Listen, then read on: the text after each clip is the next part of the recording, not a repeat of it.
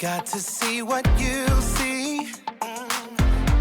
You are doing a great work in me. I've decided I can't stand still. No, you have given me purpose.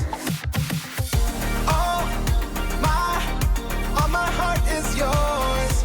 All my life is yours. I will make a move for you, for you.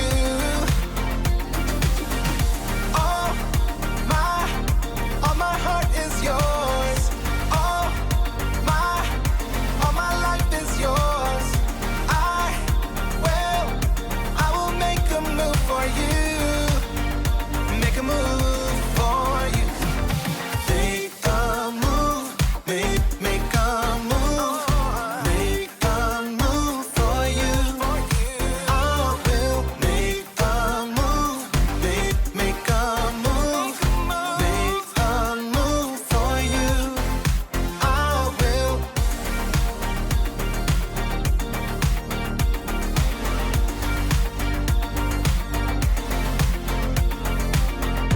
I'll take up the call to serve you. You have given me a job to do. I wanna love the world just like you. Yeah, you have given me purpose. All my heart is yours. All my life is yours. I will make a move for you, for you. All my heart is yours. All my life is yours.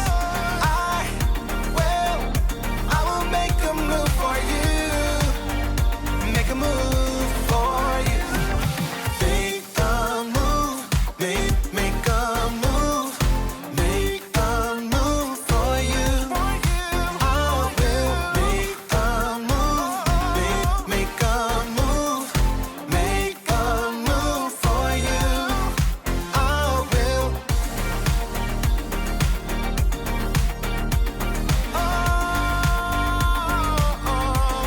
Make a move.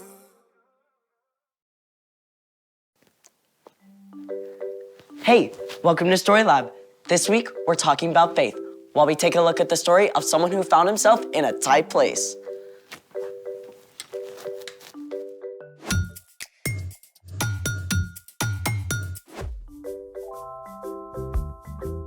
Hey, I'm Skylar. And I'm Sebastian. We're talking about faith, which is trusting in what you can't see because of what you can see. I see something really cool. What's even more cool is what you can make with these. Well, what are they? Mosaic tiles. Oh, for like stepping stones and stuff. Or for some of the most amazing art in the world. Let's move. This is Parc Güell in Barcelona, Spain. That whole long wall is just full of mosaic tiles. Yep, including this little guy. Aw. And check this out. Wait, is that a staircase? Yep, the 16th Avenue tiled steps in San Francisco. It's like walkable art. You have to look down for this one too. Okay, that is epic. Exactly. It's the Great Pavement of the Westminster Abbey in London, England. King Henry VIII commissioned it to show the story of creation. This is a close-up. It's about 750 years old. I wonder how many feet have walked across that. Millions and millions, I bet. All right, now I'm itching to create. That's great, but first, we have a challenge. A sticky one. Which is? We gotta figure out which glue to use. Then, Let's do it. So what have we got here? Exhibit A, your classic school glue. Exhibit B, hot glue. You need to stick with a grown-up to use a hot glue gun. I see what you did there. And Exhibit C, super glue. Grown-up alert number 2. If we want to make a mosaic, we need to stick these glass tesserae. Slow down, vocabulary queen. Tesserae? Tesserae, a small tile, glass, or other material used in the construction of a mosaic. That's better. We need to stick these glass tesserae to this tile base. So, we're gonna test each glue to see how well it sticks the tiles together? You got it. A good glue has both strong adhesion and cohesion. You just did it again. Adhesion is the ability of a glue to stick to a surface. Cohesion is the ability of a glue to stick to itself. I guess that makes sense. If the glue doesn't stick to itself, then you just get 2 separate layers of glue paint. Bingo. So, let's stick to it. Up first, school glue.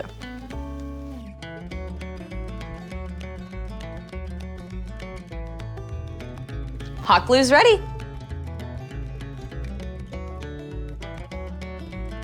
There we go. Okay. And finally, super glue.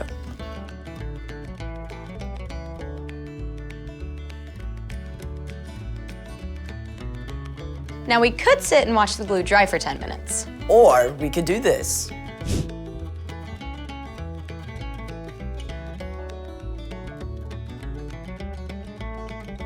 Now I'm gonna see if I can pop them off with a little pressure. Nope. Oh. Nope. School glue down. We still have hot glue and super glue in the running.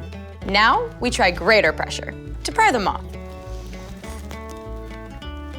Nope. Nope. I guess we have a tie. Looks like they both stuck it out. I'm ready to get my mosaic on. But first, it's time for... The story before the story. Today, we're in the book of Acts, which tells us the story of the early church. But before Acts, way back in the very beginning, out of a deep, deep love, God made an amazing world. But when people turned away from God, the world was broken. God made a plan to draw people back into relationship. So, at the right time, God sent Jesus, God's very own son, to live among us. Jesus gave up his life and was killed. But on the 3rd day, he rose to life. After Jesus returned to heaven, the early church grew quickly, with the help of God's Spirit. When the believers faced trouble in Jerusalem, many of them scattered to other places, taking the news of Jesus everywhere they went. But other believers still remained in Jerusalem. Which is where our story starts. Take it away. Hi everyone, I'm Erica. During this time, King Herod ruled over Judea. He was Jewish, but served the Roman government. And just like the Jewish religious leaders, he wanted to stamp out the Jesus movement. Herod even arrested the Apostle James and had him killed. When Herod saw how much this pleased the religious leaders, he sent soldiers to arrest Peter too. Now, Herod had seen strange things happen among the believers, like when Peter and the other apostles had been arrested before, they had mysteriously turned up back in the temple courts. Herod was not taking any chances. He had Peter chained up between 2 guards with 2 more guards at the door. 4 separate groups of soldiers were assigned to the job. Herod made plans to bring Peter out for a big public trial right after the Passover festival. But while Peter was stuck in prison, the other believers didn't give in to despair. Day and night, they prayed to God. Please, Jesus, save Peter. You alone have the power to free him. The night before Peter was to be put on trial, he managed to sleep. I don't know how. This cannot have been comfortable, all chained up. As Peter slept, an angel appeared, and light blazed in the dark cell. Apparently, this wasn't enough to wake Peter because the angel struck him on the side to wake him up. What?